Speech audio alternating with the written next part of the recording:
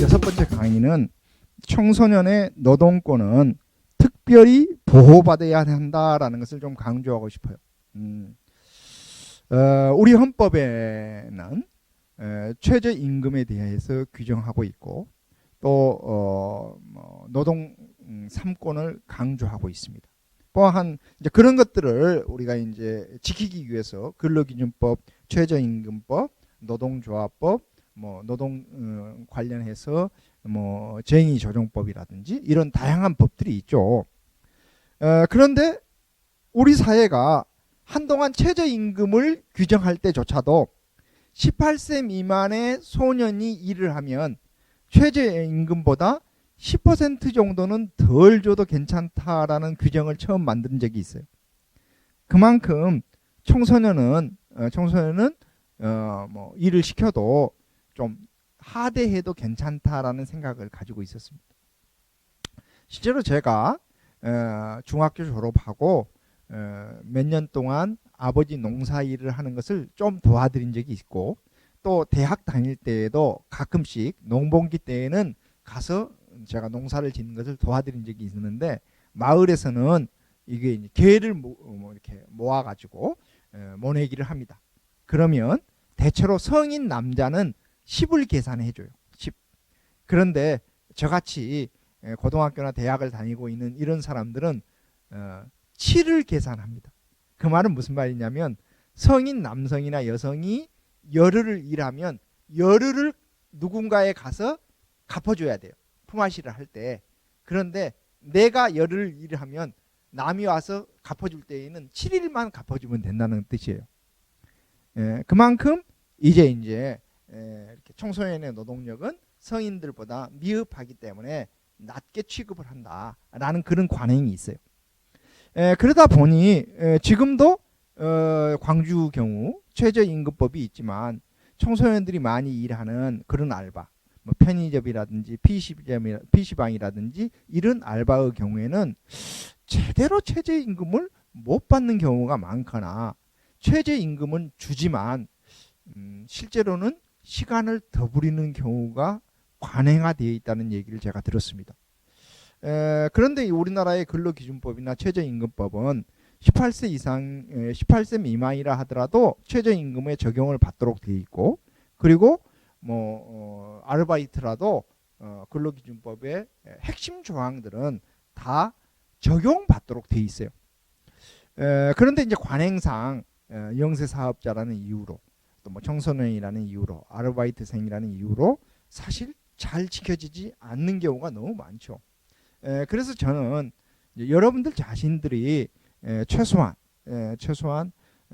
청소년들과 함께 일하고 청년들과 함께 일하는 여러분들은 최저임금이나 근로기준법이나 이런 내용들을 좀 학습이 좀 필요하다고 봐요. 제가 대학 다닐 때 근로청소년들과 함께 야학을 한 적이 있습니다. 그래서 제가 이렇게 청소년 분야에 관심을 갖고 또 근로청소년들의 노동권 향상을 위해서 나름 노력할 수 있었던 가장 큰 근거는 제 자신이 근로기준법이나 노동조합법이나 노동쟁의조정법이나 이런 것들에 대해서 공부할 기회가 있었기 때문이에요. 그리고 제가 공부할 때에는 조문만 공부하지 않고 관련된 사건의 판례들을 굉장히 많이 공부를 했어요. 그리고 이제 어떻게 하면 직접적으로 싸우지 않고도 실제로 노동권을 보장할 것인가. 그 중에 하나가 많은 사람들이 계약서를 제대로 안 써요.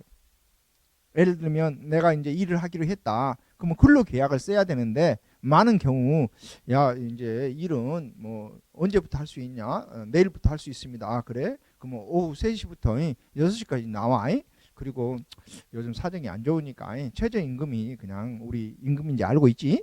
이런 식으로 하는데 실제로는 이제 준비하기 위해서는 15분 전까지는 와라든지 그 다음에 갑자기 손님들이 많이 오니까 8시까지 좀 일했으면 좋겠다라든지 토요일도 나올 수 있냐? 이런 식으로 해서 우물쩍 넘어가 버리는 경우가 많고 시간의 수당이라든지 이런 거 생각도 안 해주는 거죠.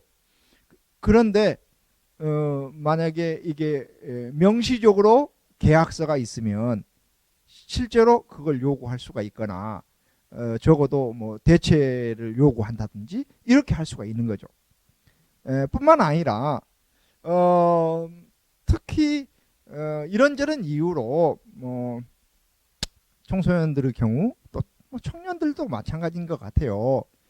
뭐 성추행을 한다든지 아니면 성희롱성 발언을 남발한다든지 이런저런 이유로 사실상 계속해서 일하기가 어려운 여건을 만들어 놓고 계약보다 빨리 그만두면 네가 약속한 것보다 덜 일했기 때문에 뭐 예를 들면 일주일 일하기로 했는데 5수밖에 안 했으니까 사흘분밖에 못 준다든지 뭐 이런 방식으로 한다든지 해서 사실상 뭐 임금을 착취하는 경우도 적지 않습니다.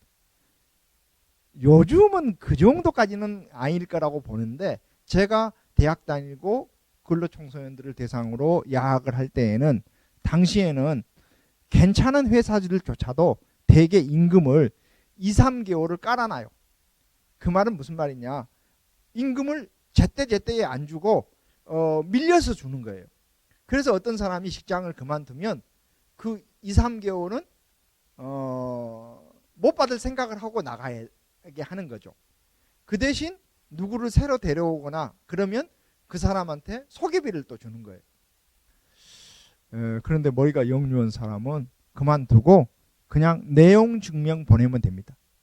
내용 증명으로 내가 몇 월 며칠까지 일한 것을 아직 못 받고 되었으니 통장 계좌번호 알려주면서 언제까지 입금하시라. 그리고 입금하지 않으면 다음에 법적 조치를 취하겠다.